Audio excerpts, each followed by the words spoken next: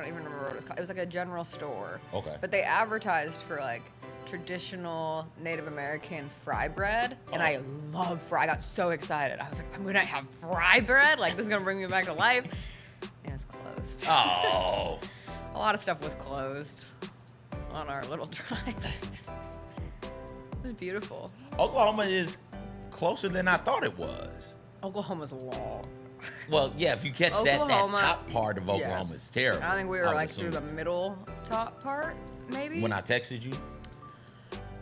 I texted you at like 6:30. Just wait till I tell you about Oklahoma. Okay.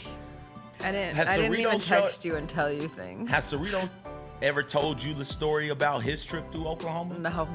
So Kelly Evans now works for the Undefeated. And I don't know, it's not my story to tell, but I'm going to tell it. So apologies, you two, if this isn't the story you wanted me to share. But they've shared this story on air before.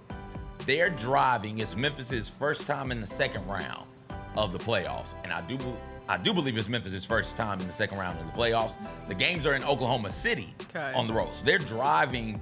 A bunch of media members are driving to Oklahoma City for this moment. Okay. And so those two are driving together. They are carpooling, sharing the driving duties, sharing the costs, all of that. Kelly was working for the Tri-State Defender at the time. Kevin was like Cerrito Live. Well, it was Memphis Sport Live at the time, and Memphis Sport Magazine. That's what he was doing.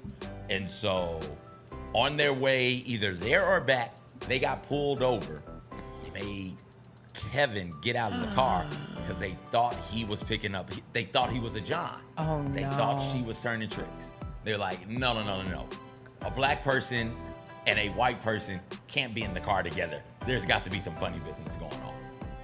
So, yeah. We saw some pullovers yesterday, and you got to be smart when you're doing one of those trips because the only way to make it worse is to get pulled over. Oh, terrible. Like, it would have just been, there was a speed trap. I caught a driving ticket with my mom, my sister, and my little cousin coming back from Disney World. I caught one coming back from covering the Tigers at the Cotton Bowl. I drove back from Dallas. It was me and Clayton Collier. Shout out Clayton, from Dallas in one day, and was literally 20 minutes from the station, from Local 24, and got pulled over. It was horrific. We saw a speed trap with 6 Oklahoma State troopers just sitting, like in a line, like squad lined up. And they got we stopped for gas and food at that time. And then when we came out of gas and food, they'd gotten 2 people. Couldn't be us. Wait, so if you're using your GPS now, it tells you, hey, speed trap ahead. Hey, stalled vehicle Sometimes. ahead. Okay. Sometimes. All right. And we helped on a couple too, because it'll say, speed trap was reported 20 minutes ago. Is it still there? And if it was, we were like, yes.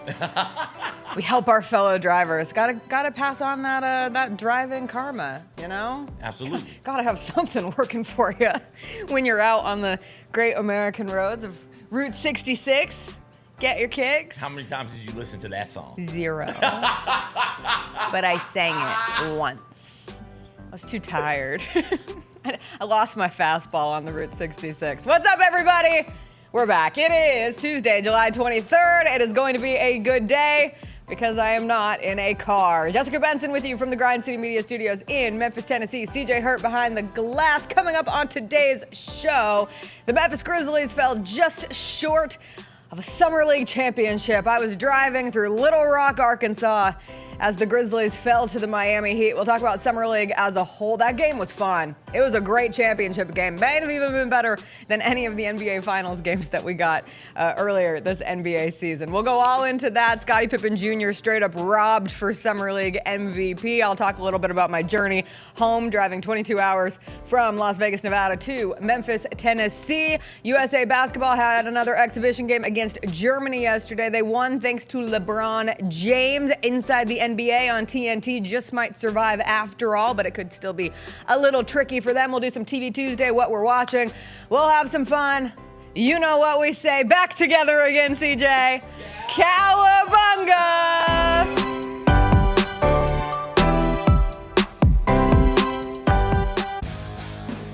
Grizzlies fans know it's the team that gives you the edge. Big River Steel does too. And much like the Grizzlies have recruited legendary talent, we want you to be part of our team. Are you ready to be part of something legendary? Then visit www.bigriversteel.com www.bigriversteel.com. That's www.bigriversteel.com.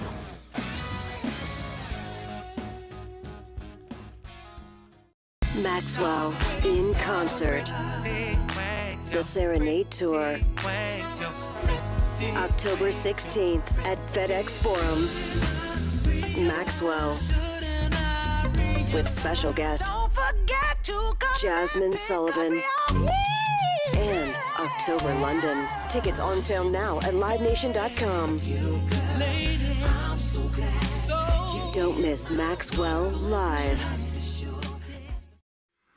Hey Grizzlies fans, after exciting hoops and a lucky night of gaming, where do you rest your head? Look no further than Southland Casino Hotel, proud sponsor of the Memphis Grizzlies. Our high-rise hotel is the epitome of luxury and comfort. Picture this, you've just finished an evening of gaming and dining, so you head on over to one of our 300 rooms to end the night. Choose from standard, suite, and presidential suite, plus we're pet-friendly and offer mobility scooters for rent. It's a seamless experience for everyone. And don't miss the Main Street Exchange, right in the heart of our casino lobby. Whether you're craving a snack or need a souvenir of your stay, we've got you covered. From polo shirts to shot glasses, take a piece of the Southland excitement home with you. So come stay and play at Southland Casino Hotel, where every moment is designed for your enjoyment. Book your hotel stay by calling 833-703-3350 or visit online at southlandcasinohotel.com/hotel. Guests must be 21 years of age or older to check in at hotel. Must be 21 plus. Play responsibly. For help quitting, call 800-522-4700.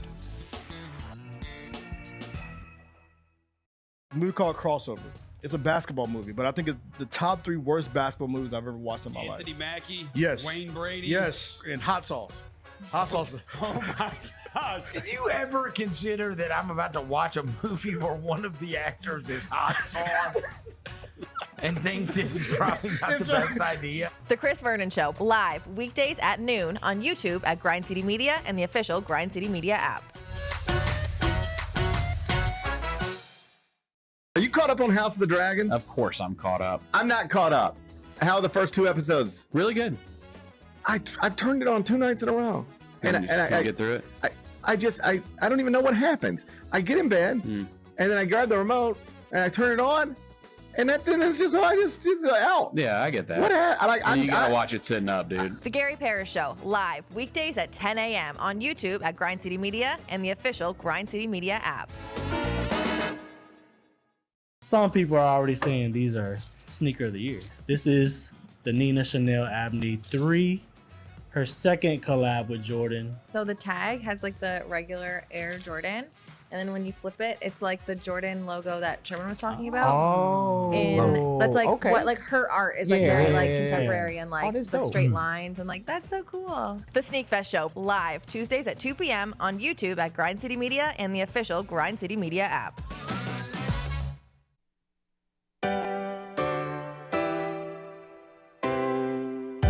Feels great to feel the sunshine. Got her on a date like it's all mine. Just got paid in his own time. Been working hard, I've been on the grind. I deserve this feeling, having my way. I've been on this healing.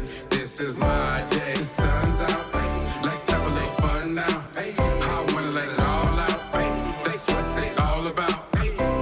Cause I deserve this feeling, having my way. I deserve this healing. This is my day.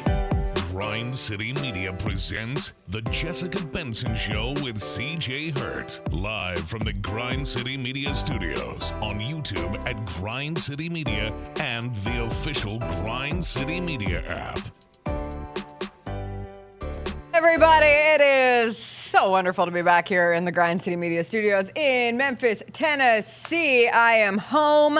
I had to watch a tragic Grizzlies Summer League defeat in Little Rock, Arkansas is where it all came crumbling down for me last night, CJ, and I kept thinking to myself, God, if Summer League forced me to drive off the road, that would be one of the saddest ways to go, possibly.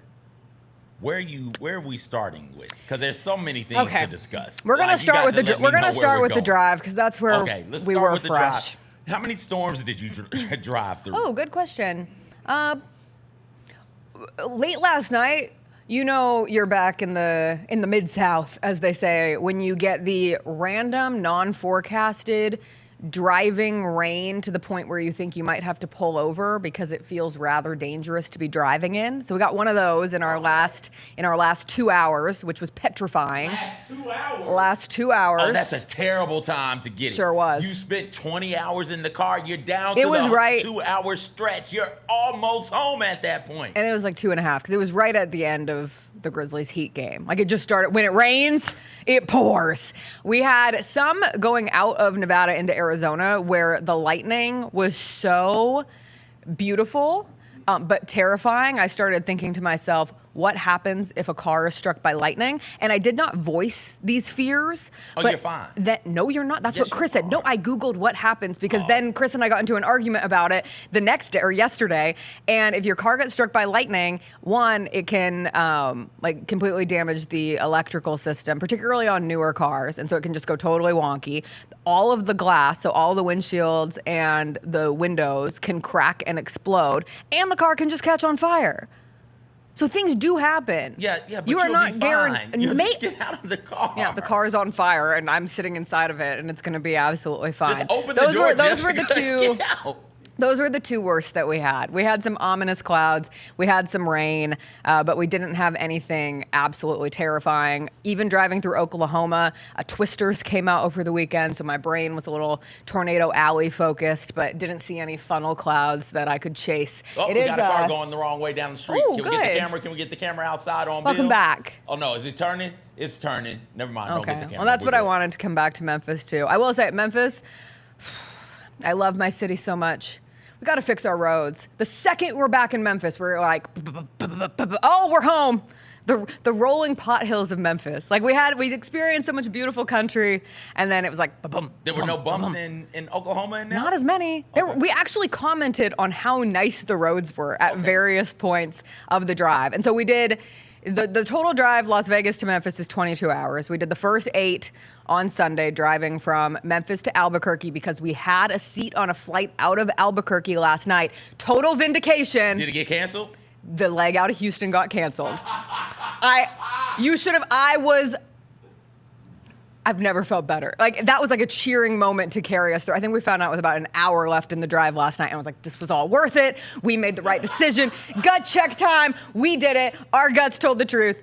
So anyway, we did 14 hours yesterday through New Mexico, Oklahoma, Texas, Arkansas, and then back into Memphis. We stopped for lunch in Amarillo, Texas. Someone on Twitter gave a great recommendation of a place called Rosa's. It's a tortilla factory. It is fast food, but it was a perfect bean and cheese burrito. And when you're doing a road trip with your husband, you can eat a bean and cheese burrito and no one's going to say anything about it. Or we will and just, keep on going. And then we had dinner. I don't even know where we had dinner, but we went to Brahms. I've never been to Brahms. A lot of people asked me what fast food we were seeking out on our drive. Brahms has a giant ice cream cone on top of all of their buildings, so that's how you recognize it. But Chris's coworker, David, gave a recommendation of the cherry limeade. And I was like, sweet, I need chicken tenders and a cherry limeade immediately. And it was great. But to get to Brahms, here's the thing. I haven't told you this. My 22-hour drive became 22 and a half hours after we tried to take an exit for food. At that point, we were going to get Burger King, right? Like we were desperate. I had come to the end of like a 5-hour driving shift. Great gas mileage in the Volvo S60. I want one now. I want those screens. If I win the lottery, I won't tell anyone, but there will be signs. And one of the biggest signs will be acquiring a car with one of those giant screens for navigation, for songs. It read my text messages to me as I drove. It was beautiful. Anyway, I'm at the end of my shift. We're gonna get food, gas, fill up, and then continue on and try to get to just outside Memphis to fill up before we took the rental car back. And I swear, Henrietta, Oklahoma, there is the billboard for the food, and it's probably, thinking back on it, it's probably like a 40A, 40B situation. If you take 40B, you are absolutely expletived forever because there's no chance to turn around. Oh, no! No chance to turn around, and it's a toll road. So we accidentally get off thinking we're going to Burger King. what a mistake as is. Who starts to crave Burger King? Only when you've been in the car for 10 hours. Take the exit, we're going off, and we can't turn around. And at this point, I'm about to cry, and I might have shed a couple tears. And we ended up going through a really small town in the backside of Oklahoma. The speed limit was 35 miles per hour because of loose gravel for about 25 miles. We crossed the North Canada River. We came out on the other side back to my BFF I-40, and we continued on with our way. But because of that detour, we ended up at Brahms. So sometimes the terrible things in life lead you to delicious, refreshing cherry limeade just in time for the start of the Grizzlies game. I will say for Delta, because I become a little OCD with travel stuff, so I've been searching Delta's woes the entirety of the trip. Delta has now canceled 4,000 flights, over 5,000 flights in 4 days. They have canceled more flights in the last 4 days than 2018 and 2019 combined. And I know, yes, the Microsoft Outstrike?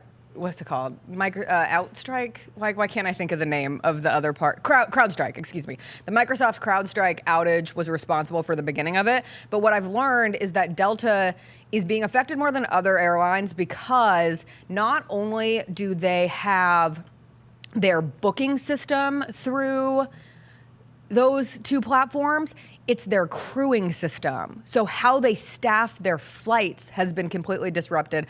I have a friend who's a flight attendant. They were on a domestic trip where they were grounded for 2 days without getting on a flight. My mom was a flight attendant, and so I got onto her Facebook page and got into the Delta Airlines retiree Facebook page just because I wanted to read everybody's comments. They were saying it's like the worst. It has been the worst weekend to be a Delta employee ever, that they can ever remember, all the way back through other significant travel events. And so I always feel bad for the employees because they can't do anything about it. They're the ones who are stuck. But I felt so lucky that we got a rental car, because if you see videos from the Atlanta airport, if you end up in Atlanta and you're stuck, you're dead. You're done. The videos circulating from the Atlanta airport, screaming children, mad people, melting down people, fighting people, exhausted people, people sleeping on the floors. There are no hotels. There are no rental cars back. And if your flight gets canceled in Atlanta, you're probably stuck in Atlanta until Wednesday, Thursday. And there are some people who have been there since Friday. So again, felt very lucky. I am not alone. I saw even Angel Reese was affected, because if you get on a plane, the odds of your bags making it to your location or being tracked properly right now are slim to none. Angel Reese ended up in Paris. I would assume she's going for Olympic ancillary things. Obviously, she's not on the Olympic team. But Delta lost her bags and said that they only got 100 euros to shop until they find them. But they did make it to Paris. She would really like Delta to find her bags. I saw Brett McMurphy had 2 flights canceled, college football reporter.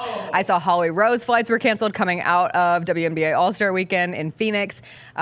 It was one of the craziest travel things I have ever seen. And my recommendation to anyone, if you want to take free travel tips with Jess, who seems to have more travel issues than the average human being, if you see something like this begin to spiral and you can rent a car and drive, you should do it. Because by the time you want to rent a car, it's too late.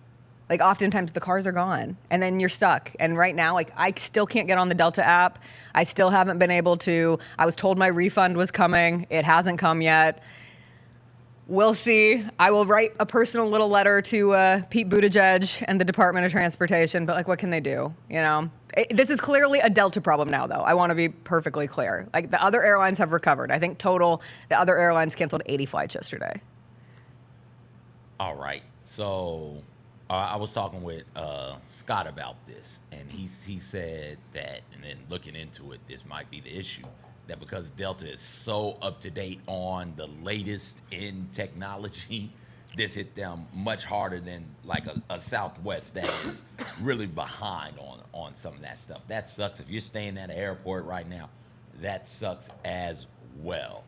But you've got to be able to put people in hotel rooms. Hotel rooms, food. You got to be able to feed them and get them cars, because it's not their fault. I understand that. You might say it's not our fault either. But you've got to protect the consumer in this situation. You just do. It makes me fearful of flights, because I don't want to have something like this pop off with me. And my wife, 20-some hours in the car, it just is not going to work. Yeah. It just isn't. And so thoughts and prayers to the people stranded. Glad you made it back. Were there any cool animal sightings on the road? We saw a coyote. Okay. We saw a coyote late last night. We saw, in terms of interesting things we could have turned off the road for, one of the most interesting was straight out of Amarillo, where there was a sign for live rattlesnakes. Okay. It piqued my curiosity. I would love to go see the live rattlesnakes. You could also rent a room in a covered wagon. And I believe if you did so, you got a free 72-ounce steak. So if you ever want a covered wagon Airbnb and a whole lot of meat, may I suggest driving through Amarillo, Texas. Those are your opportunities. There was a lot less. Oklahoma was surprisingly very beautiful at points. It is a long state, and it felt like we were in Oklahoma forever. But the most beautiful part of the drive, and I know I talked about it yesterday, was the Nevada Arizona portion. That part of the country is stunning. Like, I would love to go back. If you and I, next summer, Jessica Benson show with CJ Hurt on the road, head on out to the Grand Canyon. You're not eating bean burritos around me, Jessica. I would never. No. Please, I have some tact at that part of the drive. Yes, absolutely. And maybe in TV Tuesday, since I haven't had the chance to watch TV, I'll just tell you how we filled the time of the road trip, because it was surprising. It was surprising. Now we're on the road trip. I don't want to. Well, whoever was the driver got to control the music. Okay. Which is only fair. So we just did playlists. Keep interrupting you. Yes. But you mentioned an audio book at one point. We never started it. Okay, so I bought an audiobook for $20. Okay. And I never started it. Because the I music never was pressed bumping. play. The music was bumping, Okay. and we were waiting for one of our favorite political podcasts to drop, and they were doing an emergency pod yesterday, and then it took them way too long. I was like, Pod Save America is not pod saving this drive, because you are taking a significant time on one of the largest political breaking news weekends that we've seen, and you couldn't put out the podcast until 4 p.m. Eastern time? Okay. One of the largest political weekends we've seen since the last weekend. Well, politics. Periods of time. But, Okay. it came to a crescendo this weekend. And so anyway, we were waiting for that. We talked. Chris is a big, conversation while driving person. So we had a couple talks, had a couple just staring out. But we really didn't do anything. Listened to a couple other podcasts along the way. Listened to The Daily. Listened to the Bill Simmons podcast. That was it, though.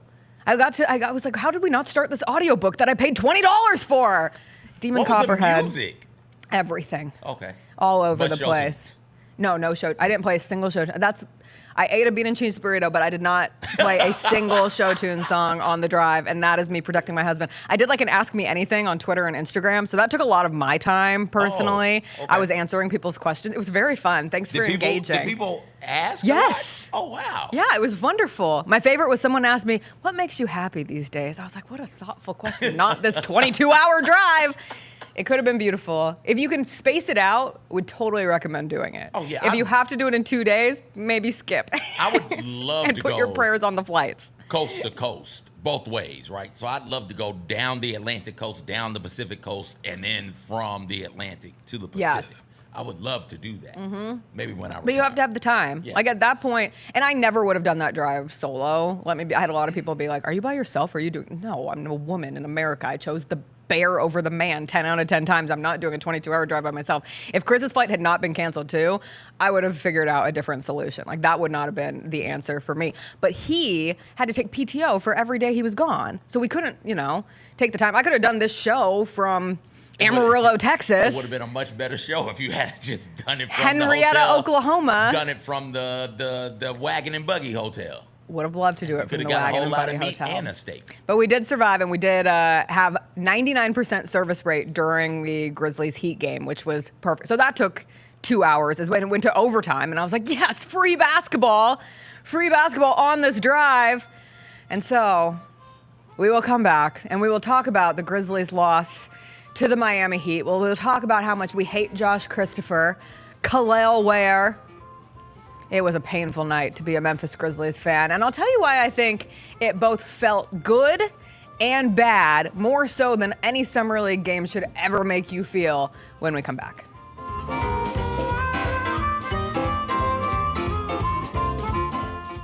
name that HBCU. Let's start with number one, Kyra. Here we go, Mike. Who's this? Mary? What's the plane doing? Landing. So Maryland. Oh, Maryland Eastern Shore. There we go, Mike Wallace. Yeah, there we go. My boy not going to let me down. Get all of your HBCU sports and culture news by tuning in to HBCU Huddle with CJ Hurt and Mike Wallace. New episodes drop every Thursday on grindcitymedia.com, YouTube, and Spotify. Let's face it, there's a lot of trash talk in basketball, but the great teams let their performance do the talking. Like Ford F-150 with Pro Power on board, a class-exclusive industry-first feature that turns your truck into a mobile generator and leaves the competition speechless. Ford F-150, official truck of the Grizzlies. Greatness starts here at your Mid-South Ford dealer. Class is full-size pickups under 8,500 pounds, GVWR. There's no substitute for experience, the knowledge gained from having been there before, and the passion to share what you know to make everyone around you better. It's true in basketball. It's true in banking. Grizzlies Checking from Pinnacle. Play hard. Bank easy.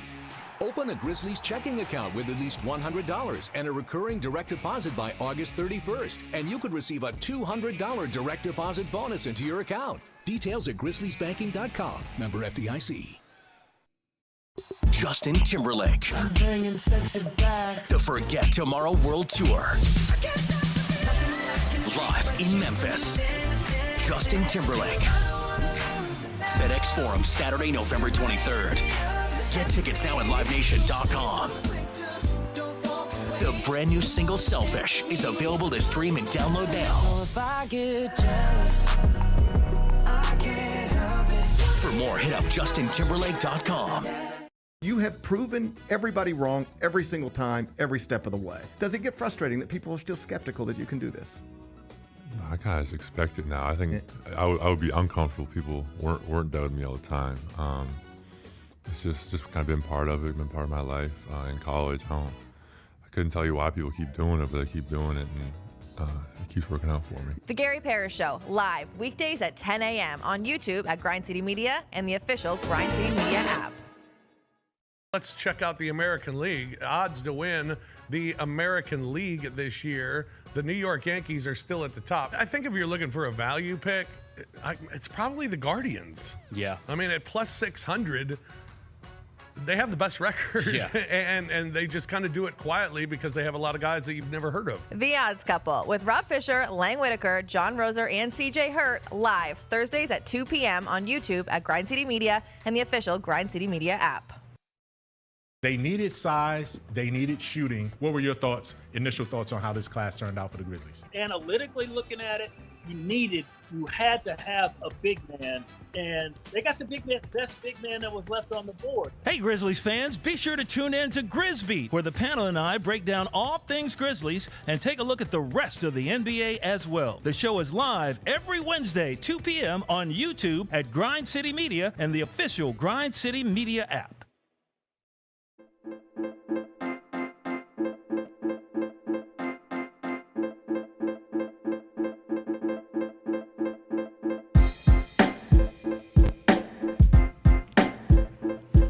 Welcome back. Our chat question of the day. How heartbroken were you when Larson's floater went in last night? The options are: I may never recover from this moment. I cried myself to sleep last night. Most heartbreaking moment of my life. And who is Larson and what are you talking about? My answer was I may never recover from this moment. And I was so emotionally invested in the Grizzlies Summer League championship game against the Miami Heat yesterday. There is some special kind of sicko support group that should meet if last night's Summer League game made you feel like you were going to scream, cry, throw up all at one time as it goes in to overtime for a Summer League game, Elam ending. I was like, oh, it's an Elam ending. And Chris was like, what? I was like, an Elam ending. He said, an Elon ending. I said, where have you been? Did you not watch the other Grizzlies Elam ending where it took them 22 minutes to score 7 points in Salt Lake City? Where have you been when we've used Elam endings in All-Star games at this point forward? But alas, we get it last night, And I was not mentally prepared to deal with death by Josh Christopher on a Monday night. But alas, that is where we were as a Grizzlies fan base. And I realized upon watching it, because a part of me thought, well, I get invested in just about anything. Like I'm easily excitable. I can buy in to a lot of things. One of the questions I got asked on my drive yesterday was, what has been your favorite moment covering sports in your career? And I found myself thinking about so many moments that most people would never include on their list of favorite moments of their sports covering career. Like the number one is always going to be Beale Street, College Game Day, and the primetime game, Tigers against SMU, and then that catapulting into the Tigers' trip to the Cotton Bowl and getting to go and cover that team. And that was spectacular. But also, and every Grizzlies playoff run that I've had the opportunity to cover, and it's been fantastic. I think about like the Prosser Mustangs football team in Prosser, Washington, who won a 2A state championship while I was in the Tri-Cities, or the Walla Walla girls basketball team, or there was an 8-man football team that had a kid that was chasing the record for most rushing touchdowns in the state of Washington. Like those come to mind. Covering state championships here, covering the East High School basketball team comes to mind. Like I can make anything a championship if I just use my brain a little bit. And that can be a fun way to live. That can be an absurd way to live, and a lot of people don't understand. But it did feel as if I was not alone last night, and that Grizzlies fans were genuinely as invested as I was in the Summer Grizz, in head coach Jason March, and Scottie Pippen Jr., and Gigi Jackson, and Jake LaRavia, and Jalen Wells out there last night, and Isaiah Miller. The Isaiah Miller dunk last night legitimately almost made me drive off the road. And I wasn't driving, Chris drove off the road. But I screamed, he screamed, we all screamed for Isaiah Miller with the double clutch reverse in a Summer League game. I think what ultimately came to fruition last night was coming off of a season where we witnessed a lot of meaningless basketball, and there's meaning in everything. You can find meaning in anything. But to watch a season where the Grizzlies won 27 games and only 9 at home, I think we were all starved for a game that meant something, for a game that had rings on the line. And whatever your thoughts are on Summer League championships, delivering rings to the winning team, they're there. And it comes at the end of a long Summer League period, and it's clear the players care and the coaches care and the people who are still somehow alive in the Thomas and Mack Arena in Las Vegas care. And we all cared watching it. Well, maybe not CJ, because CJ doesn't care about Summer League. And that's okay, because the second the Grizzlies lost, I changed my tune immediately. I said, who cares about Summer League? Real championships are won in June. A July championship, that means nothing. The Miami Heat, you want to use heat culture to say you won your championship at Summer League? Couldn't be me. This is my favorite thing in Could sports. not be me. They're absolutely holding heat culture over, lauding it over the rest of the NBA right now, and their fan base is gobbling that thing up. And everybody else, all the 29 other teams, their fan bases are like, look at these dorks. Yeah. Look at these. Capital D dorks. Knowing good and damn hell well that if one of those 29 teams that didn't win a Summer League championship won a Summer League championship, they'd be doing the exact same thing. I was plotting the parade. Oh, my goodness. I was ready for the 3 laps around the Bass Pro Pyramid. Oh, give me a quick 3 around the Bass Pro Pyramid, and then like a little picnic on the Mississippi River. That was going to be the Grizzlies Summer League championship. It would have been a beautiful thing, and I would have been begging for one of those rings after the drive too. But instead, I'm staring at the Miami Heat, and we kept the post-game ceremony up because what else were we gonna do? Even though I was devastated at the end of the Grizzlies game, I watched the post-game ceremony. I watched Josh Christopher win Finals MVP. We'll talk about the other MVP snub of Scottie Pippen Jr. The Heat coach is just a baby. He's a baby. DeSascio. He's been with the Heat for 10 years. He started as a video intern. He was named as their G League coach recently, so he's been promoted into being their G League coach. He was in player development before. But he started as a grad assistant for Marquette women's basketball and then jumped over to the Heat. And before that, he was a writer and a blogger. We have more writers and bloggers turned coaches. JJ Redick, podcaster coach. Now we have the Heat Summer League coach. And yes, I know JJ Redick had an NBA career too. whatever. I just think it's great. It's great for journalists to have some options these days. The journalism field is tough and in some cases dying. And the fact that now our skills can not only lead us to future writing, reporting, podcasting gigs, now you can be a coach. Like more and more opportunities of coaching paying off. This is what happens. You start Googling the Miami Heat Summer League coach when you are stuck in the car for 22 hours over a 2-day period. If you're spending 22 hours of a 48-hour period in a car, these are the kind of fun facts that you will find out. You also find out Khalil Wire is from Little Rock, Arkansas, so you'll feel incredibly angry when you're driving through Little Rock and witnessing Khalil Wire. Is he named after Superman? I don't know. Because is it Kal-El or Kal-El? It's Kal-El. K-A-L. K-E-L apostrophe E-L. Okay, Kal-El. Okay, just wanted to make sure. Kal-El. That would be a hell of a name to have as an NBA player. That would be. Oh, I'm Kal-El. I'm named after Superman. That would be a great name. I liked his game when we were doing all of our draft prep and thinking, okay, who are some of these big guys that the Grizzlies could target in the draft? And the Heat ended up taking him at 15. But watching him last night, didn't like him anymore. Although any questions of his motor seem to have been a little unfounded coming out of Indiana. No, not in the championship game. Oh, man. Not in the championship game. The Grizzlies led that almost the entire game. I heard 35 or 40 minutes. Missed so many free throws. Oh. So many. They're free. You gotta make your free throws. They are the free. Gigi Jackson, I love you, but the free throws. We could have. God. He steps up to the line, and I'm like, ooh. I'm going to come into the studio tomorrow. I'm not even going to want to talk about the road trip because I'm going to be talking about a Grizzlies championship game. And instead, then you just have to wallow in your championship misery. The game itself was more exciting than any of the NBA Finals games that we watched between the Celtics and the Mavs. Great. Which one was more important? The Celtics and the Mavs. Okay, all right. But although it was an aura-less championship for the Boston Celtics, how many times have you thought about the Boston Celtics championship since it happened? None. I might think about Grizzlies Heat Summer League. I don't even know My who mind won the might Super trickle Bowl. down. Who won the Super Bowl this year? The Chiefs. You win it. I forget about it until the start of the season. How could you forget Travis Kelce and Taylor Swift embracing and the tour that happened after? So easy to forget those two. Two of the more forgettable people in my life. If those two break up, do you want to know who will be the most devastated person in the world? Swifties. My mom. Really? Yes. My mom's not a Swiftie. My mom has never cared about Taylor. I mean, she's been like aware of Taylor Swift. You have to be. She has followed that relationship now, and it is like the cutest thing. She's rooting for them. I'll put it that way. And if they go on to break up, she would be so sad. All that said, sometimes you forget championship games. That was a great championship game between the Grizzlies and the Heat. I will never, ever, ever forget the Jalen Wells charge.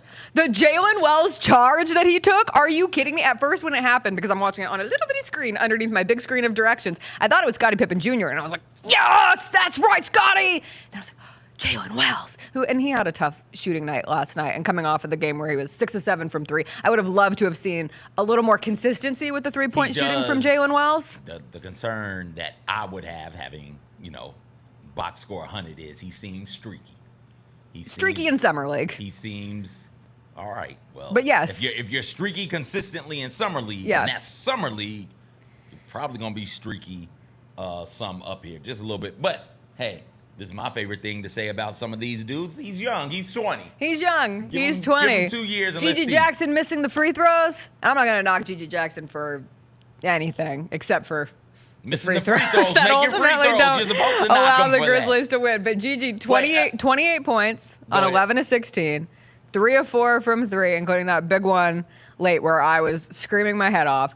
9 rebounds, 2 assists, and 2 steals. You said that you had the game on the little screen because the directions was on the big screen. Yes. Why were the directions not on the big? You can't. It doesn't stream. I think for safety purposes. You couldn't get the plug to plug in because you plug directly into it. It does. Our car is that way. Well, we plugged directly into it. It only played the audio. And it wouldn't show. It doesn't show the video. Okay. There's ones where you can see the video. Yes. That's so dangerous. What do you mean? You could watch a whole movie while you drive across the country. No, you're not going to see the video. The directions can go up there. Yes, our directions were up there. So then why are you looking at directions on your phone also? I wasn't. I said the game was on the phone underneath. The directions were up on the screen. Oh, you had the phone set up. Yes. Gotcha. The phone was set up underneath. Where was it set up at when you were doing the show then yesterday? I had to hold it. Yeah. There was no place for me to put it. Okay.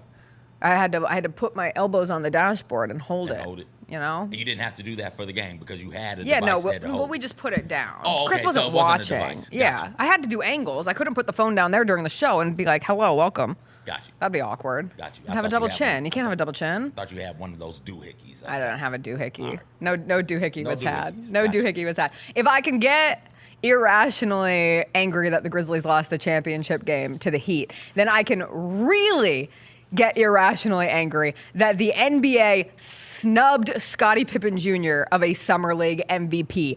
The worst snub I have ever seen in Summer League. Did the NBA even watch Summer League? Did the NBA watch their own project of Summer League? Because if they did, Scottie Pippen Jr. would have been your MVP. Instead, it went to Jalen Wilson of the Brooklyn Nets. And I would like to just do a little number-by-number comparison for you. This dude didn't even make it to the championship. He was second team. He didn't even make first team.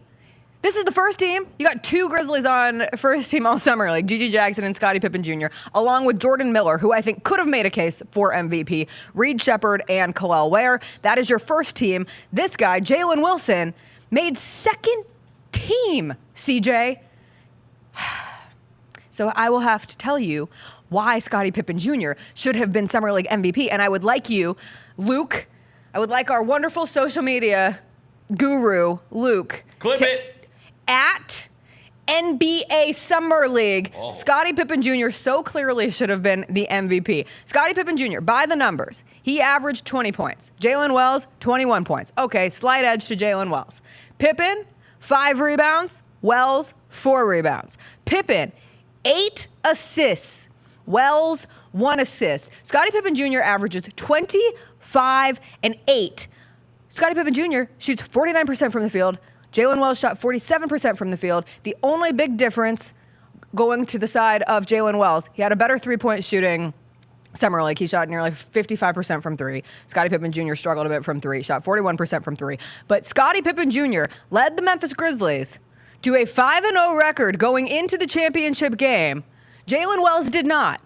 His team did not make the NBA Summer League playoffs, the semifinals, or the championship game. And yet he was named Summer League MVP, and Scottie Pippen Jr. was first team, and Jalen Wells was second team. And make this make sense to me. What am I missing? Tell me. Listen, if you're going Since you clearly watched every single game of Summer League. I did. If you're going to have an MVP in any type of tournament. Jalen Wilson. I just called him Wells for the entire. I didn't even say his name right. Well, listen. Why should we That's know his stressed name? I am. Now He's Luke second can't. team. Now Luke can't add it Yeah, because now all add the him. now all the him. Jalen Wilson stands will come for me and be like, Hold she on, doesn't wait. even know Hold his on, wait. game. Hold on, wait. She doesn't even watch. Are there Jalen Wilson stands? I'd be more I don't know. concerned about Jalen Wilson wanna find having them. stands than I would be about those stands coming to get me. 1. 2, if you're going to have MVPs of tournaments, it would be nice for the dude to at least, or do that, to at least make a championship game. Sure would be. Like that's just how it works. Also, think it should be a bare minimum. Scottie Pippen Jr. has not only laid out those stats so beautifully, they're almost comparable. I give the edge to Scottie Pippen Jr. a little bit, 1 point less, and then a less favorable 3-point percentage. But we didn't even talk about what he's meant on the defensive side of the ball and all the steals he was getting and how big of a pest he was, just ripping dudes straight off the dribble. So like, come on, man. I saw this somewhere. If you looked at the two, because I was upset about this also. Per 100 possessions in Summer League, if you look at the two and you go into some advanced analytics, those advanced analytics say some things, and I would bet that they would say that Scottie Pippen Jr. per 100 possessions was a bit better than Jalen, whoever. Jalen Wilson. That one. You want to know what else would tell you yeah. it was a little bit better? What? These Your right eyeball here. Test, These eyeball eyeballs test. right here. My Always. eyeballs would tell me that Scottie Pippen Jr. was the MVP of Summer League. Do we have per 100 possessions for Summer League? I completely made that. Okay, Luke just texted me and said I was going to ask you, do you still want me to post the clips after you said Jalen Wells? So rewind. Listen to, I love the Charlie XCX song, Rewind. Sometimes you just want to rewind. This is one of those moments. If I hear that artist's name one more Charlie time, XCX. I will literally be sick. Well, not only is it a brat summer, it is now a brat election season. Brat election season between Charlie XCX and Chaperone being used in American politics at the moment. I hate. All of the, I would call us fringe lovers of those are like, lovers of those artists have existed in our own little bubbles for a long time, and now they are being swept into the national conversation. And it's a very fun but interesting time because now everybody knows about the brat movement, and now everybody knows about the phenomenon. That is where we are at. Okay, Luke, we're trying this one more time because we're rewinding Charlie XCX style. For you, those of you at home, we only do this show for the clips. So bear with us as we try and milk this sweet Let me stretch it out. social media money. Let me stretch it out. All Let me right, stretch it because out. this is where we get the views at. It would be nice if you guys could tell your friends to come and watch this damn show. Thank you. Until you do, we get thousands and sometimes hundreds of thousands of views on these clips. So we've got to do the show with these clips in mind. Does my hair look okay? Your hair looks beautiful. Thank you. I think so. I showered this morning. I couldn't shower when I get home from the drive, and I smelled so bad, and it was so unfortunate Clip for that part everybody also, involved. Luke. Okay, Luke, are you ready? At NBA Summer League, Scottie Pippen Jr. was the clear Summer League MVP, and I have a couple of numbers to prove it to you because he outplayed Jalen Wilson of the Brooklyn Nets at NBA Summer League. Here's why. Jalen Wilson, 21 points. Scottie Pippen Jr., 20 points. Okay, slight edge to Jalen Wilson. But Scottie Pippen Jr., 5 rebounds. Wilson, 4 rebounds. Pippen, 8 assists. Wilson, 1 assist. Scottie Pippen Jr. averaged 25 and 8 at Summer League in Las Vegas. He did it while shooting 49% from the field. Wilson shot 47% from the field. The biggest advantage of Wilson went at the three-point line, 55%. Pippen, 41% from 3. Struggled a bit from 3. Does not matter because Scottie Pippen Jr. led the Memphis Grizzlies to a 5-0 record going into the championship game, led the Memphis Grizzlies to the championship game, was first team all Summer League. What was Jalen Wilson? Second team. What are we doing here? Snubbed. Capital S-N-U-B, snubbed. Thank you. And then CJ gets on the table. Get it right, NBA! Get it right! Give it to Scotty, damn it! And 4 steals. He also averaged 4 steals. Best defender at Summer League. Come for me, Jason Wilson stands. You don't even deserve for the name to be right. I'm sorry, Jalen Wilson. You could be a really nice guy. He probably is. You probably had a nice dude. Summer League. The Grizzlies never played the Nets, so not as familiar with your Summer League game, if we're being honest. Wait, miss, I love Summer League. I can get up for anything. Didn't watch the Nets Summer League roster? Okay, lies. I actually watched a quarter because I took a picture of the Brooklyn Nets and sent it to our old friend Megan Triplett and said, I'm watching your team. I hope you're having a wonderful summer. So there you go. There's our forever Brooklyn Nets correspondent energy. I don't know, man. I really was mad that Scottie Pippen Jr. was snubbed for Summer League MVP, mostly just because he had a hell of a Summer League. And even watching the broadcast last night, it spoke to how Scottie Pippen Jr. has played because it wasn't his best game. He put up numbers for the Grizzlies last night. I would not call it his best game of Summer League. He ended with 29 points, 11 assists, 4 steals, 2 blocks. Was not his best game of Summer League. Okay, there's your 800th example of why he should have been MVP. He got 2 blocks? Yes. Who's letting Scottie Pippen Jr. block them? Who's letting Scottie Pippen Jr.? He had 2 offensive rebounds. It felt like he had more offensive rebounds. Like Scottie Pippen Jr. crashing the offensive glass.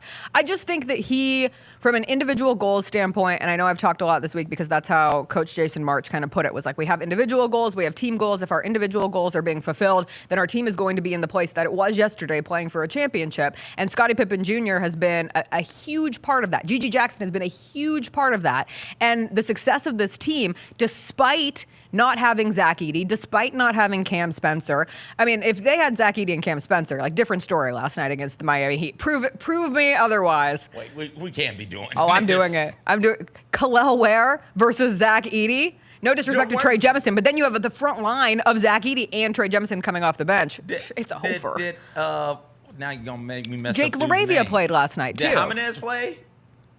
Hami Jaquez? Yeah, him. Didn't you already ask that question? I did. I'm no. asking it again. He played he played early in Summer League, but he did not play in the championship game. If he's playing, then I'm sure that the Heat have a different outcome as well. Heat City Media, Heat Culture Media can make that argument. I'm going to stay on this side of Grind City Media and make the argument that if the Memphis Grizzlies had Zach Edey and Cam Spencer, they absolutely would be wearing the blinged out NBA Summer League victory rings, and maybe Scottie Pippen Jr. would have gotten a little more respect going into it with the Summer League MVP. But Jake LaRavia came back. I mean, for those 3, for Gigi Jackson, Jake LaRavia, and Scottie Pippen Jr., to have 28, 32, and 29.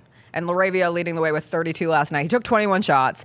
And so, again, you go back to, like, what is this player going to do in NBA minutes versus Summer League minutes? Jake LaRavia is not going to take 21 shots in a game. But what I liked, he was 3 of 8 from 3. So can he come in? Can he get some shots? And also, somebody I went to school with, one of my friends who is a reporter for the Clippers, even tweeted last night, Jake LaRavia, I was unfamiliar with your bag. Like, Jake LaRavia was one of those players who, if you watched a Grizzlies game during Summer League, you said to yourself, who is that? And then understanding, oh, that's Jake LaRavia, and he only has played 70 games in his first 2 seasons. He left the game last night, thought that he might be dealing with that injury again. He's been dealing with knee soreness throughout Summer League, but he came back and tried to help this Grizzlies team win a championship. But those 3 players carried this team, and mostly just because Jake missed some games too. Gigi Jackson and Scottie Pippen Jr., they played every game. And they chose to play every game. They wanted to play every game. And so, miss me with Heat culture. Like, that's Grizz culture. And it was good to see. The streakiness of Wells is high. You brought up LaRavia and him taking a whole lot of shots to get to 32 points. And that concerns me about Wells because you're not getting a whole lot of opportunities, right? Like, LaRavia is not going to take 20-something shots. Wells is going to have to come in and be ready to go from jump. It's not like he's going to have 4 or 5 or 6 shots to try and find himself a bit of a rhythm. So that's why the streakiness in Summer League, granted it's Summer League, has given me a bit of a concern as it pertains to him. Because I think he is a good shooter, but you can't be streaky in his role, what I'm assuming his role will be, because you will be playing some nights and some nights you won't. You'll play 3 games one week, and then the next week we won't see you at all. We might not see you for 2 weeks. Being streaky as a shooter with that role that far down the bench is not going to be a good thing. It's not going to bode well for how productive he can be at the next level. On the topic of LaRavia, it's great to hear that he has a bag. But again, he's not taking 20 shots. So what else is in that bag outside of the shot taking, shot creating, shot making for LaRavia? And I think you've brought this up a couple of times. I've seen this and heard this from a couple of other Grizz pundits. He's out there getting after loose balls. He's getting rebounds, both offensive and defensive. He seems to be around the ball, impacting that sort of thing as well. And strong. Yeah. And so you can run him out there at the 3, and there are some people who think maybe even a small ball 4 if you need to. So that is the thing that I feel most encouraged about when I hear people talk about Jake LaRavia's game in Summer League. Right, and if you could, run him as a small ball 4, and if you could run Gigi Jackson as a 3. My ultimate hope for Gigi Jackson would be for him to play at 3. I think it would be at the 4. No, he's not strong enough for the 4 yet. Yet. Right, like. I will say this in terms of not being. I want to preface this. I can be a prisoner of the moment of Summer League. I can be the prisoner of the moment of anything. Look at me go, feeling this passionate about Grizzlies Summer League.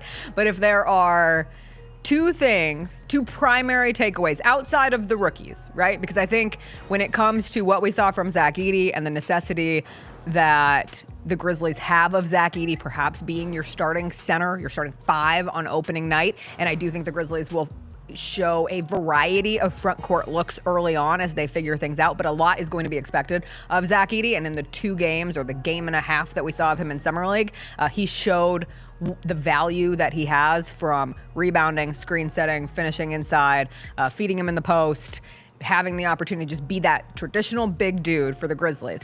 You saw in Cam Spencer what they have in his 2-way. We'll continue to see with Jalen Wells. So outside of the rookies, my biggest takeaways were Scottie Pippen Jr. absolutely could be your backup point guard. Does not have to be at the moment. You have him on a 2-way. There is no reason why you have to speed up the process of getting him an NBA contract right now, but he is playing in a way that he is going to have a full-time NBA contract someday. So can you have the luxury of him as your 2-way player, figure it out a little bit later, or are you going to use that roster spot on him? I think he has made a very, very good case of why he could be that answer. I saw our friend Anthony Sane was like, this is one of the other reasons why I don't take the Lakers seriously. Like, how did you just not see this in this guy?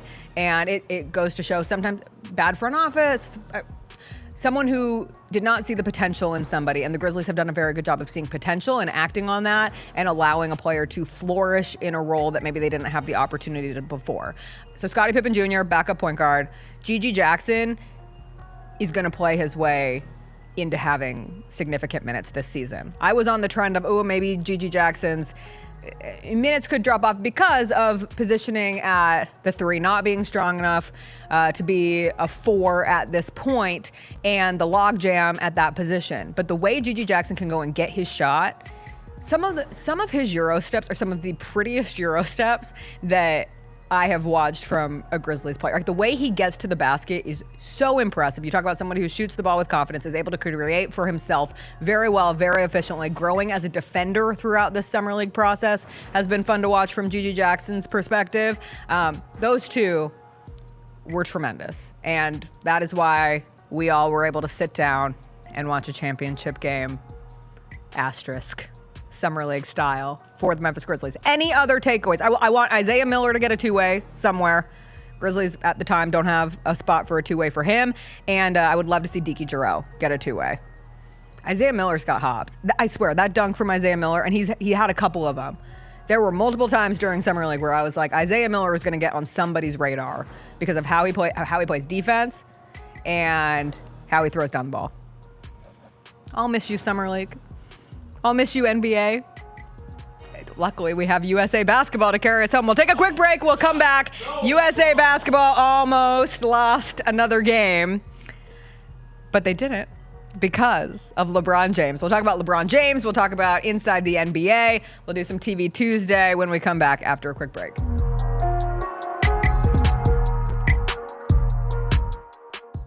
Name that HBCU. Let's start with number 1, Kyra. Here we go, Mike. Who's this? Mary?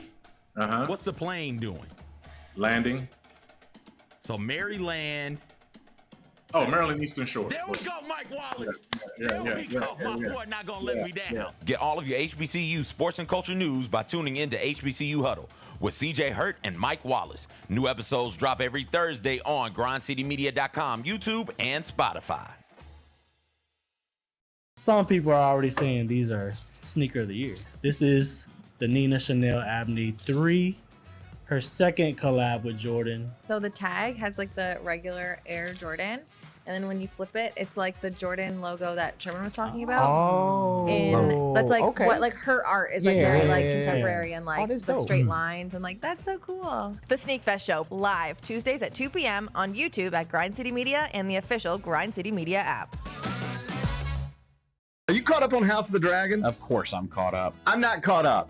How are the first 2 episodes? Really good. I've turned it on 2 nights in a row. And I get through it? I don't even know what happens. I get in bed, and then I grab the remote, and I turn it on, and that's it. It's just out. Yeah, I get that. What you gotta watch it sitting up, dude. The Gary Parrish Show, live weekdays at 10 a.m. on YouTube at Grind City Media and the official Grind City Media app. Movie called Crossover. It's a basketball movie, but I think it's the top 3 worst basketball movies I've ever watched in my life. Anthony Mackie, Yes. Wayne Brady. Yes, and Hot Sauce. Hot Sauce. Oh my God. Did you ever consider that I'm about to watch a movie where one of the actors is Hot Sauce and think this is probably not the best idea? The Chris Vernon Show, live weekdays at noon on YouTube at Grind City Media and the official Grind City Media app. Sonic Radio. Welcome back to Sonic RNDIO. That spells radio with me, the CIO. This just in, the new Sonic $1.99 menu lets you build a crave-worthy meal for just $1.99 an item. Whether that's a creamy shake, crispy tots, or a quarter-pound double cheeseburger. This just out. Ostriches. They're mean, not very cute, and in my opinion, way too big for a bird. Don't miss the Sonic Fun 99 menu. 5 items, always $1.99. Live free, eat Sonic. Tax not included. See menu for details.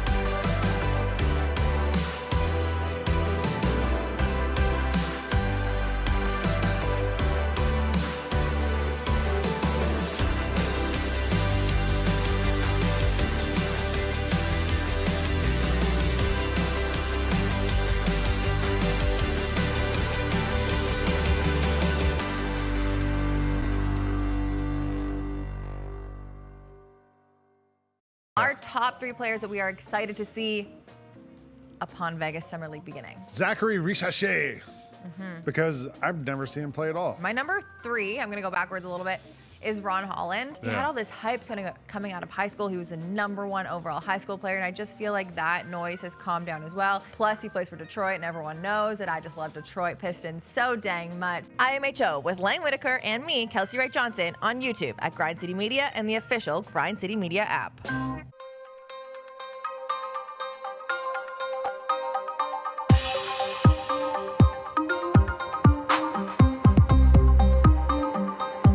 Back now that I have expressed my concern about Jalen Wilson winning NBA Summer League MVP over Scottie Pippen Jr., which we've now reiterated at least 3 times, was one of the most ridiculous things to happen this summer period of sports. We can turn our attention to USA Basketball, who won their exhibition game. Olympics start next week.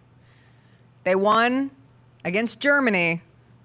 They went 5-0 in their pre-Olympic tour, and yet I wouldn't say anybody feels overwhelmingly confident about USA Basketball going into the Olympics. It was a close game against Germany. Germany obviously won the World Cup. They have 4 NBA players. They have Dennis Schroeder. They have Franz Wagner. A bunch of dudes who can make 3. It was probably a little too close for comfort. And without LeBron James, I am not sure that USA Basketball finishes their pre-Olympic slate 5-0. And the way that you have to summarize yesterday's game is that Team USA can be saved by LeBron James.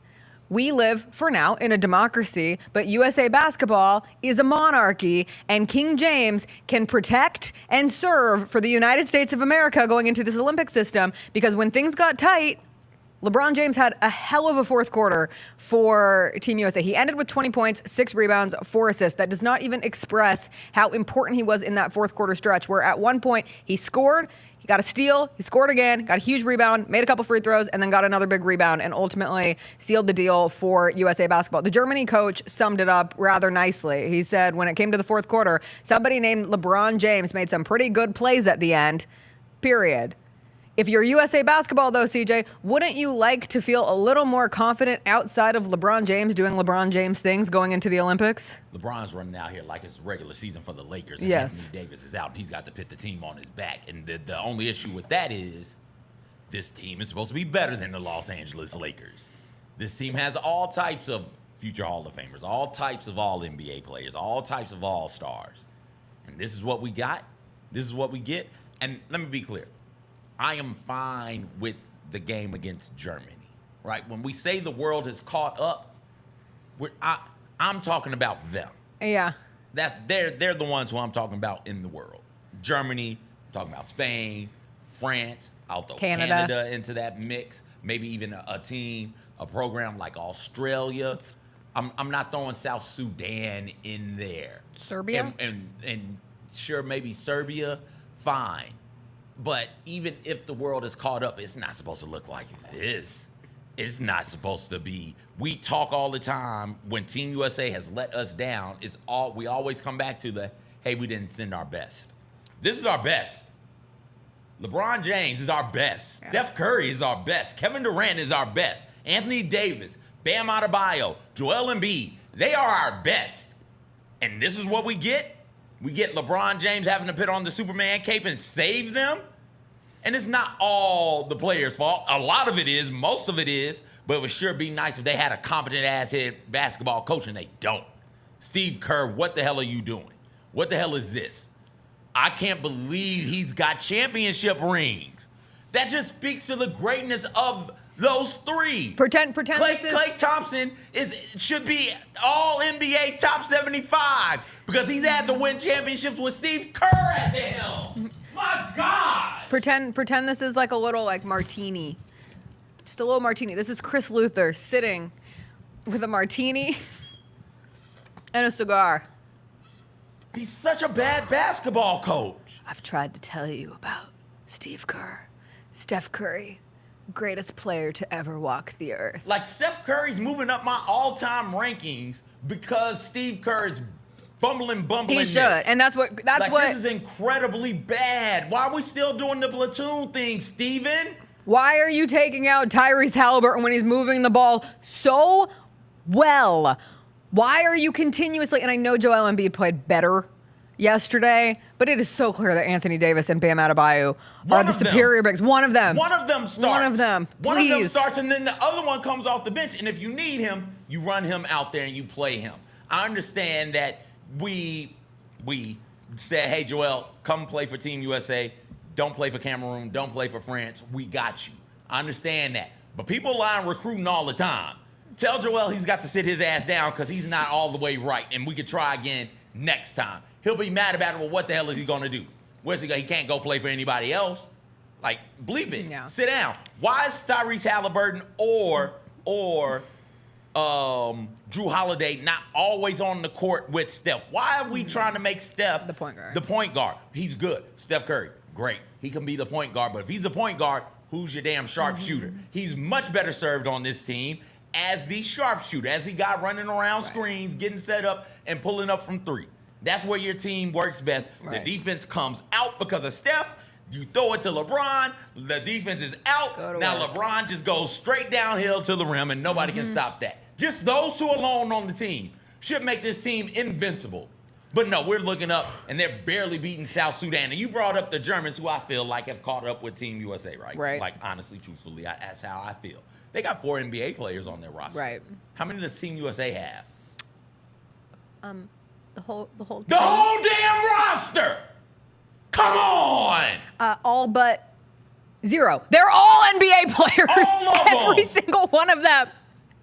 And they have LeBron James and Steph Curry and Anthony Davis. If you said, hey, LeBron James, Steph Curry, where are they on the all-time NBA player list? Chris Luther will tell you. Chris Luther will tell you that Steph Curry is the #1 player in the world in history, and that the conversation, the real ones know, and now I feel like America might be catching up. The real ones know that Steph Curry has exceeded, in spite of, not along with, Steve Kerr, and that puts him over the edge. And you can make arguments on other players who have exceeded and excelled despite coaching issues. However, top 5? Chris is pitting them top 3.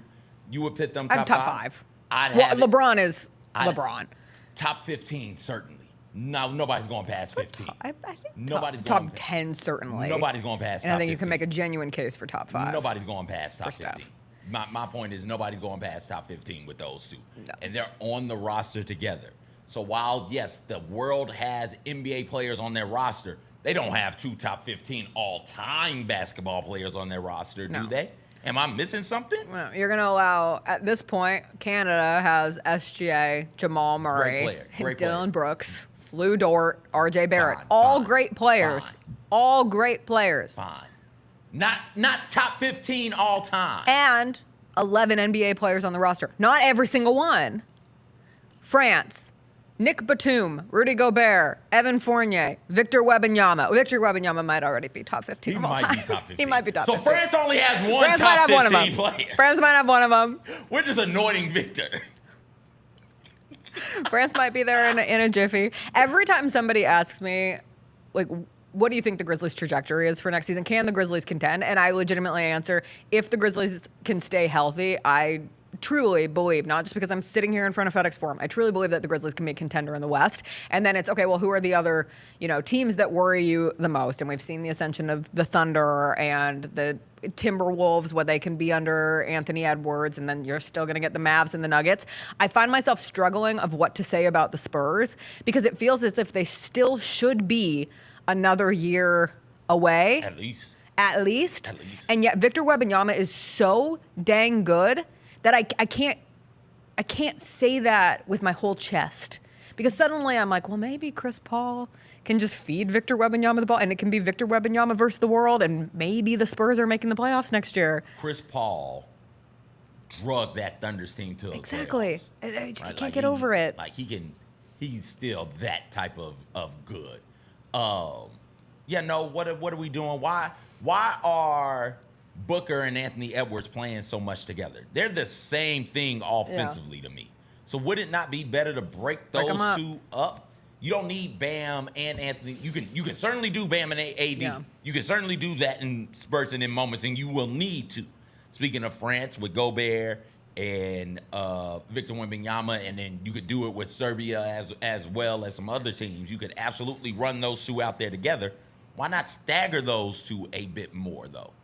What are we doing Don't ask defensively? such sensible Why questions. can't we get into dudes? Yeah. You bring in the ball-headed assassin. You bring in Drew Holiday. You've got athleticism. Anthony Edwards is another one. Derek White is a ball-headed assassin. All right, so you've got the ball-headed assassin. You've got a Drew Holiday. You've got somebody in Anthony Edwards who, when he's locked in on the defensive end, he can go out there and really get after it and cause havoc on the perimeter. Why are you not saying, hey, you know what, for 3 minutes, just a 3-minute spurt, you three are out there, and our whole thing is to put ball pressure and pressure the perimeter, and we're going to try and bully these dudes off of the basketball, and then we're going to get it, and we're running. We're going.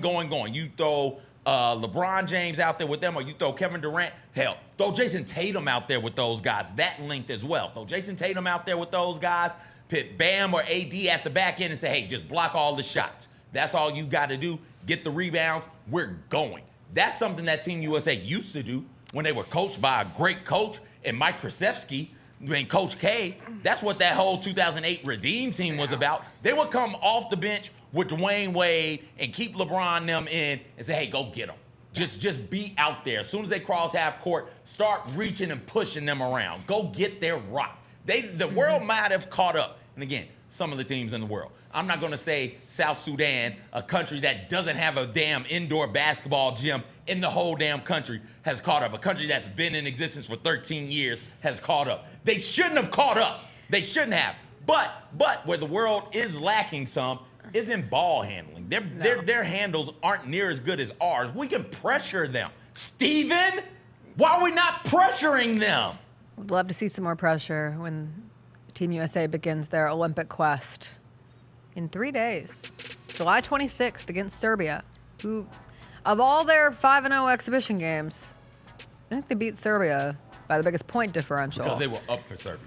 They were up for Serbia, and Serbia missed so so many threes. Yeah. So many threes in that game. So their group is Serbia, the aforementioned South Sudan, and Puerto Rico. And we will see Hey, we can't be losing how to USA Puerto basketball Rico. failed. We cannot and will not. And LeBron James will be the flag bearer for the United States of America. He'll be the male flag bearer this year. He's the first men's basketball player to ever be selected as a flag bearer. Takes me back. I'm telling you, it's the monarchy. It's the monarchy of King James. And we all must bow down if we want USA basketball to be its best, because Steve Kerr might try to drive them off a cliff, off the side of the road in Arkansas. But LeBron James, at least for yesterday, showed how he can save them in a game like this. How the hell does Puerto Rico have a team? Who's They're- gonna they're be? ours. I don't know that question. Who's gonna be the women flag bearer? It has to be Simone, right? I think it's Simone. It hasn't been announced. It's being announced today. Oh, it's being announced today? Mhm. Either Ledecky or Simone. Yeah. Maybe it'll be great. Sha'Carri. Throw a little blunt in the ear. Sha'Carri is in I think it's a Starry or a Sprite commercial right now. Okay, the other bubbly lemon lime soda. Yeah, go ahead though. I don't know which one is which. Yeah, I don't Which know. one's the sponsor? I think it's Starry. They sell Starry in FedEx Forum. I think things might be. Oh, shifting. I got you. I got you. I think, but I don't want to. Well, I was going to say when I went to those back-to-back movies in movie theaters, they showed the Sha'Carri ad both days, and I'm like, I'm so happy for you. Like, come back strong. I hope you own the Olympics this year. The redemption arc of both Sha'Carri and Simone Biles. My two favorite things going into this Olympics period, and the continued domination of Katie Ledecky. Give me all of the women of the United States of America. Are any dudes doing anything other than letting me down? Other than letting me down, what are you doing, Noah Lyles. dude? Okay, Noah Lyles. Noah Lyles is kind of funny. Yeah. He's got to run against those Jamaicans though. He does. Oh boy. He doesn't have to go up against. Not the stereotype, but them Jamaicans is fast. You don't say. Yeah. You don't say. Hey, one other quick story before we get to a break. The AAC preseason football rankings came out, CJ. Speaking of things Where that do you don't think? matter. They matter to me. Where do you think the Listen, Memphis Tigers they are? don't matter because preseason rankings don't matter. The AAC And the Memphis Tigers. Seth Hennigan absolutely would say matter. otherwise. Okay. Quarterback of the Memphis Tigers, Seth Hennigan would say, I don't want to put words in his mouth, but I'd assume, damn Fourth? straight, the Memphis Tigers are number 4th. I'm sorry, are you familiar with the new AAC? The Memphis Tigers are number 1. Really? Yes. How about and that? should be. How and about should be that? the favorite in this conference. UTSA, number 2. Oh. Tulane. Aren't they 3. Your boy gone now? He's isn't gone. he? Frank Okay. Harris is gone. We don't talk about Frank Harris in these parts, please. He disappointed me so many times last season. So many. After the first time, you should have been off of that drug. I don't learn. I don't learn. I'm going to still fly Delta. I don't learn. Oh, gosh. I'm a Delta girl for the rest of my life. I've got a tat and everything. Cover that tattoo. I can't. You got to cover it up. I can't. Number 5, Army. Army's New 5. AAC member. We'll talk about this game in TV Tuesday because that's all I've been doing. But I'm the running back at Army right now. Congrats. Thank you. You must be good? Question mark. Nope. All right. They started the construction on Simmons Bank Liberty Stadium. I did not know this was happening yesterday. I saw the pictures as I was driving. They got going quick on that construction, CJ. Those cranes did some work. They were like, oh, Yeah, we got the money. we've only got a couple months.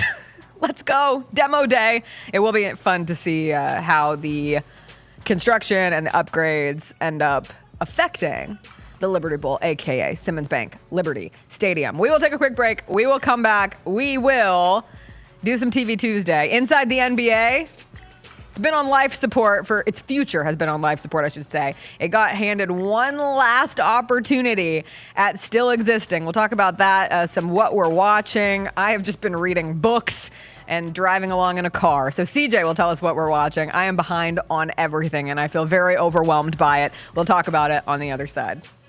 You're talking like I've been watching things. You've been playing college football. This is going to be bad. They needed size. They needed shooting. What were your initial thoughts on how this class turned out for the Grizzlies? Analytically looking at it, you had to have a big man, and they got the best big man that was left on the board. Hey, Grizzlies fans, be sure to tune in to Grizz, where the panel and I break down all things Grizzlies and take a look at the rest of the NBA as well. The show is live every Wednesday, 2 p.m. on YouTube at Grind City Media and the official Grind City Media app. Let's check out the American League. Odds to win the American League this year. The New York Yankees are still at the top. I think if you're looking for a value pick, it's probably the Guardians. Yeah. I mean, at plus 600, they have the best record. Yeah. and they just kind of do it quietly because they have a lot of guys that you've never heard of. The Odds Couple with Rob Fisher, Lang Whitaker, John Roser, and CJ Hurt live Thursdays at 2 p.m. on YouTube at Grind City Media and the official Grind City Media app. You have proven everybody wrong every single time, every step of the way. Does it get frustrating that people are still skeptical that you can do this? I kind of just expect it now. I think I would be uncomfortable. People weren't doubting me all the time. It's just kind of been part of it, been part of my life in college. I couldn't tell you why people keep doing it, but they keep doing it, and it keeps working out for me. The Gary Parrish Show, live weekdays at 10 a.m. on YouTube at Grind City Media and the official Grind City Media app. Justin Timberlake. I'm bringing sexy back. The Forget Tomorrow World Tour. Live in Memphis. Justin Timberlake. FedEx Forum, Saturday, November 23rd. Get tickets now at livenation.com. The brand new single Selfish is available to stream and download now. For more, hit up justintimberlake.com.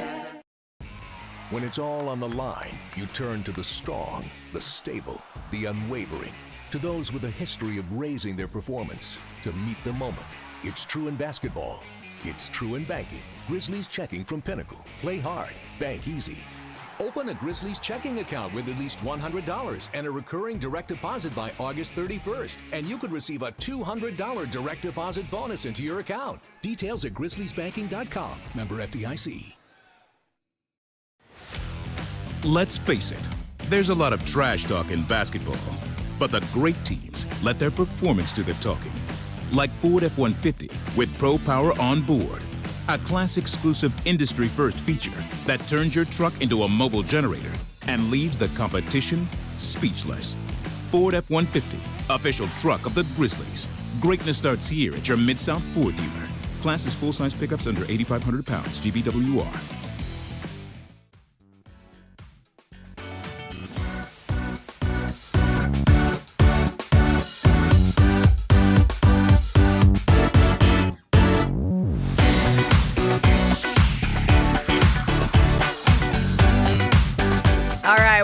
Welcome back. A little TV Tuesday here to wrap up today's show. There is still a chance for Inside the NBA to survive the latest NBA media rights deal. So you're saying there's a chance? Yes, it is but smidgen. Warner Brothers announced that they will be matching the Amazon Prime offer in the NBA's new media rights deal. That offer was for $1.8 billion with a B dollars.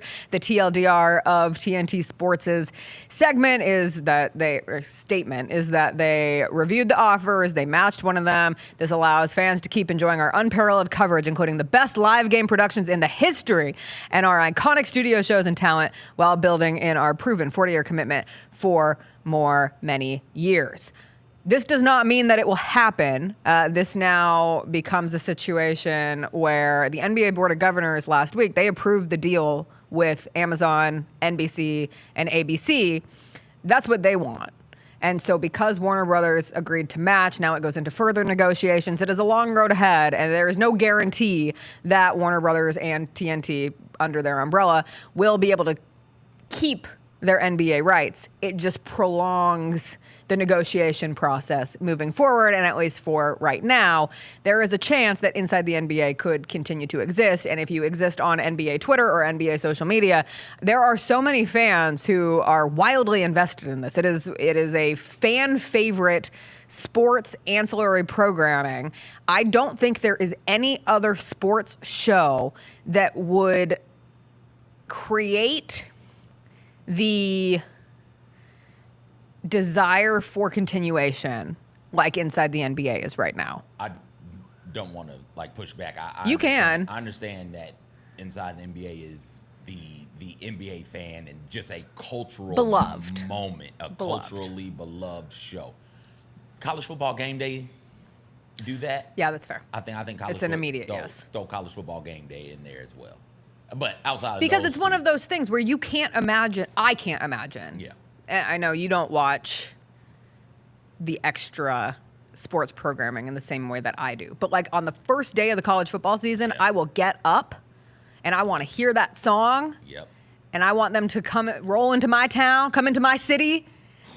And I will watch I will watch College Game Day. I will watch Kirk Herbstreit help Lee Corso through another year. 80 plus might be too old to be president, but it's not too old to put on a giant mascot head. We bullied the president out of running for president. I will not bully Lee Corso off of College Game Day. No, absolutely not. I understand the importance of the power of the presidency. No one's getting hurt by Lee Corso. Maybe not knowing what team he's actually picking, but Kirk Herbstreit helping him put the hat on, much rather the helmet have on, the mascot hat on. President versus old ass college football. Disagree. I love it. I know it makes some people uncomfortable. I think it's beautiful to see the respect of elders in this country. And he's able to keep going. You can respect him while saying, hey, you can't drive anymore. He's not driving anything. He shows up. Half the time he's at his home and he's joining via Zoom because he can't travel. I do watch College Football Game Day. I will get 35 to 45 minutes at least in of College Football Game Day. I can't do the emotional pieces anymore because my heart is hardened. That's kind of how I feel watching Lee Corso too. It makes me sad. It does. It also makes me sad. It is, Lee Corso has brought, and somehow we got on this. Don't want to crap on Lee Corso because he is a large part of the reason why College Football Game Day is what it is and is what it is. You could argue the reason why. Yeah. Initially, Lee Corso is the College Football Game Day what Eddie Murphy was the SNL in the 80s. Yes. And that they both saved these things from being canceled, ending. And then you allow it to pick up momentum and you allow it to continue to grow, and it's growing off of the back of Lee Corso. Right. Right? But at a certain point, you can bring them in every now and then, You bring him in for the Army-Navy game. You bring him in first game of the season, and then you pick a particularly special game for him to come through and kick it on the desk. Well, not all the way on the desk, but come through at the very end of it and put the hat on, and the crowd goes insane. It's like, oh, not only is game day going to be here, is Lee Corso going to be here? Like, we'll be on Lee Corso watch. Like, you got to dial that back. I don't need to see every weekend. He doesn't have to make a single ounce of sense, and I have no issue with Lee Corso. He's not driving the show. He's not producing the show. He's not directing the show. He's just showing up, and they're giving him something. They're allowing him to continue on with his passion. Talking. Old people need to be able to have hobbies, too. We're trying to speed through these games and get these picks, and Lee Corso is fumbling about the picks. Lee Corso, vice presidential candidate for Kamala Harris. Yep. Who says no? Because you know what they're looking for. Would you like to join this array of young... You know how we just watched Shrek? Yes. And they did the scene where Lord Farquaad is looking into the magic mirror and he's giving the princess options like Bachelorette or old dating show style. It's like option number 1, option number 2. It feels like that they're doing that with the white men for the vice presidential candidates, and they should just turn it into why not really just take one step further into America? And this is TV Tuesday after all. Give us Bachelor Edition vice presidential pick. Because Americans love to rally around. Americans love reality TV. So bring it in. Like, here are your white dude candidates. Do you think that would make swing Trump states. mad? Because he'd be like, reality TV is my thing. It's his thing. I'm the apprentice. That's how You're fired. If he wasn't trying, it's crazy. Because if he wasn't trying to keep that show relevant, if he wasn't trying to get more money doing a terrible reality TV show, he wouldn't have ran for president. And he only ran for president to keep his name out there. And then people were like, no. This dumbass, I feel him. I like what he's got to say about all these things. Can I, just a quick side note, because I experienced it in Vegas. And no matter how you feel, you out there, what side you are on politically, like this just speaks for anyone. I would say this about either side. We were at the day club at Encore Beach Club. Gotcha. Day club party, pool party, cesspool in the pool itself. Like would never, ever, don't ever, if you value like sanity and not sanity. Sanity is not the right word. Clean. What's the word for clean? Sanitation. Sanitary conditions. If you value sanitary conditions, do not get in a Vegas pool for a Vegas pool party. That said, there was a group who bought a cabana and decked out the entire cabana in Make America Great Again gear and hung up a picture, like hung up a poster, used their time partying to hang up a picture of Donald Trump with the words never surrender on it. And they were all in Make America Great swim trunks and swimsuits and hats. And I was like, That's dudes, weird. These are politicians. Politicians are not our friends, no matter where you are. They're politicians. Like it was just the biggest weirdo behavior. And we were walking through. Is your friend, though? Do you want to party with that person? Like, I can't think of a president I want to party with. I saw somebody say, I don't want to have a beer with Kamala Harris. I want to have 6 margaritas. I don't understand. I don't get it. I think she's funny too, but like I don't need to party in that sense. No, anyway, that was a tangent. I could not believe it.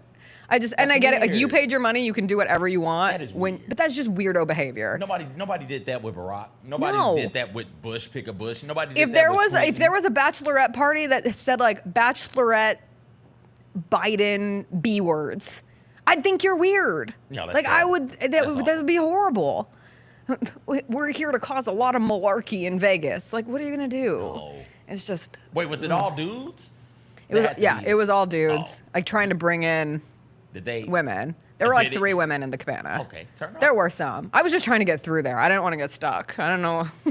I didn't want Chris to say something and get us like punched in the face at Encore Beach Club. They support a dude who likes to grab him by the P word. I also didn't want that. That might happen as well. So when you had to go to the bathroom at the pool party, you walked to the bathroom or did you pee in the pool? I didn't go in the pool. Okay. We had a cabana. Let me be clear. We did not pay for a cabana. Chris's wonderful friend. We rode on the coattails of some wonderfully generous people to experience a cabana and a table situation. And I took one look at the menu and said, I cannot look at this menu because I will feel too bad to be riding on the coattails of all the other people because I would never in a million years, ever. People pay so much money to party. I'm like, you could just pay me.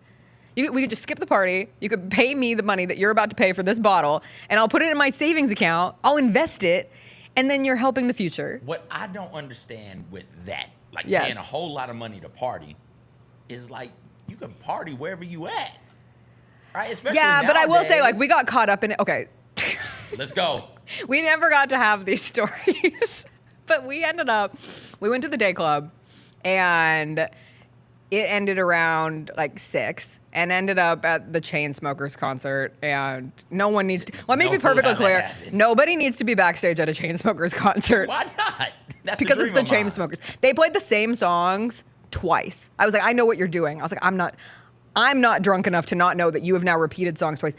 Get some new material, Chainsmokers. No, if it still rocks, baby. I guess people were excited about it. We leave that. We get some food. We fell asleep for 2 hours. Had to set an alarm. We were supposed to meet people back out at 11. Meet people at 11 to go out. Me, 32-year-old Jessica. Chris got so mad at me. All weekend, I kept saying, I'm old. I can't do this anymore. And Chris was like, we're not old. Stop saying that. Yes, you are.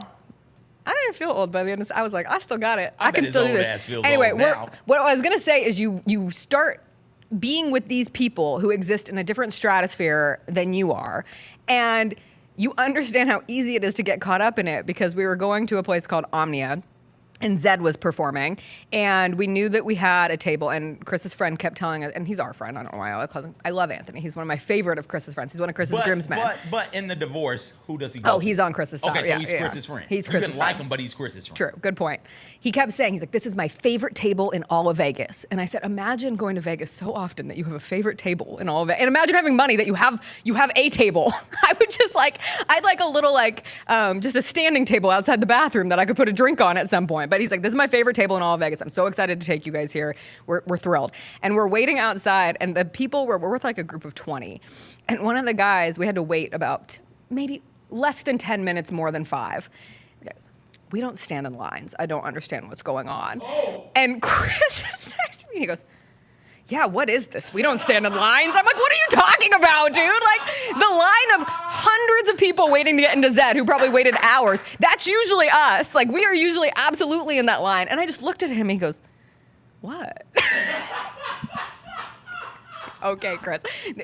Nobody loves elevated surfaces more than Chris. He just kept saying, I was meant to be on elevated surfaces. Like, what? Why? What? Why? He's But just I on was the too. table screaming that? Not on the table. On the, like you stand on the benches. Okay. Sorry. In the club when you have the table, you No. stand on the benches. All right. And you watch. Zed was awesome. I was very much back in my style. And I am curious if there's somebody who runs the smoke cannons at the club, or if the smoke cannons are set to always go off at the right time. Because it's No, always somebody's like running within that. the moment where the Somebody's DJ will be like, 1, 2, 1, 2, 3, 4, for like every song. Yeah. It was fantastic. Somebody's running that. It was like honestly one of the top 5 coolest like going out days of my life. And at the end, I did it.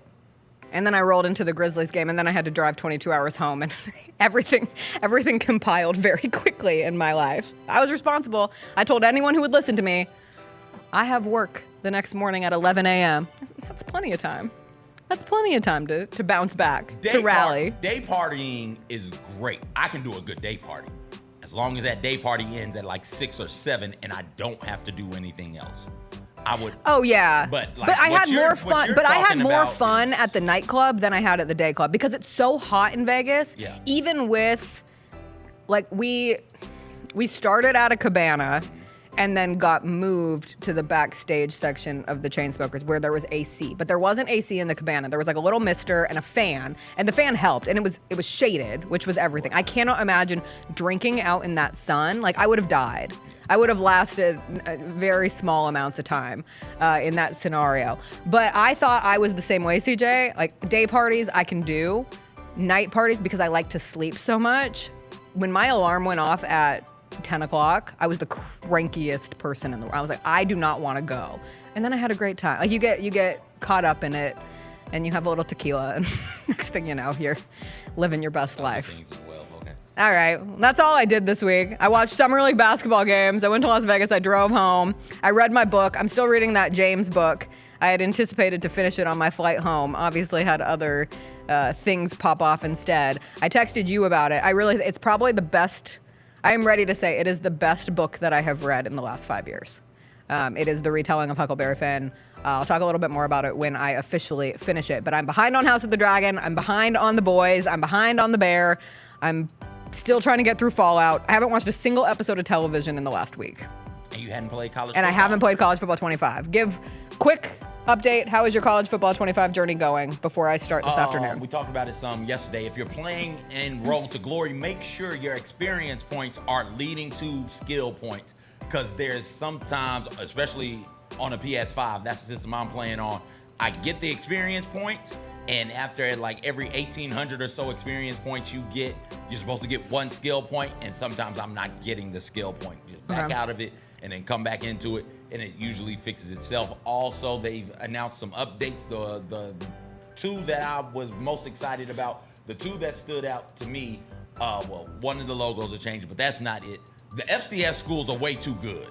The FCS schools are beating people. I've heard that. And so it is, and not just beating me, but beating schools in simulation. So you'll come up and say, oh, I got an FCS school this week. I don't want to play them. I want to sim against the next week's game. You sim it and you lose. Also, if you look at the ticker when you're playing either My Career, Road to Glory, or Dynasty mode, you'll look up and you'll be like, wait a second. Why the hell is FCS East beating the hell out of North Carolina like this? What is going on in the game? So they've got to fix that. Also, there were some issues with adding schools to the Pac-12. And I know how that is important to my soul. Throw it back up there, Jalen, for me so I can read it to the people. So if you're adding schools to the Pac-12, there's something weird going on, right? Issue when adding additional teams to the Pac-12 conference when using custom conferences does not generate a new conference schedule as intended. They give a workaround after adding teams to the Pac-12, open the conference rules and set divisions to on. User will see they can now set the number of conference games by toggling back and forth. Users can then disable divisions and edit other settings as desired. So keep that in mind if you're trying to add schools to the Pac-12. Thank you very much for your service. I think I'm gonna start today. I've got a second. I just finished, this entire cup was full of coffee for the show, and I just drank the last drop. And you never drink all of your coffee, dear. No. I'm gonna go play College Football 25 for 100 hours. I'm supposed to see Mamma Mia tonight. I made it home for my doctor's appointment. That's the most important thing. I think I'm gonna try to switch my Mamma Mia theater tickets at the Orpheum, but I might have to go. And if I do, I'll be back to talk about Mamma Mia because I've been waiting to see this show. I have not seen Mamma Mia on stage since I was but a wee tot. I've seen the movie. I love the soundtrack. I love ABBA. When they play Gimme, Gimme, Gimme a Man After... When Zed played Gimme, Gimme, Gimme a Man After Midnight in Omnia, couldn't be stopped. Could not be stopped. We won't be stopped tomorrow as we return on a Wednesday. I believe that D'Angelo Williams will join us. We will chat with him. We'll talk about some of the stories that we've missed throughout the week. Continue to get ready for the Olympics as well. We'll do story time, all the good stuff we normally do on a Wednesday. Thanks so much for joining us, everybody. Thanks for all your words of encouragement as I drove home from Las Vegas to Memphis. You all have been great. And we'll see you tomorrow. Have a good one. Bye. Let's get out of here. I drove today because I missed the bus because I woke up early to play college football. Now I'm driving home. Oh, you're lost in the sauce. All the way.